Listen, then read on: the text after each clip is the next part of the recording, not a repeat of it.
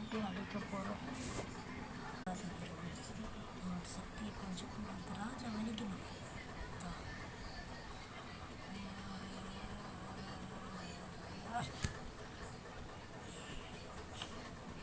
ராஜா சிங்கமாச்சு, நம்மள சிங்கமாக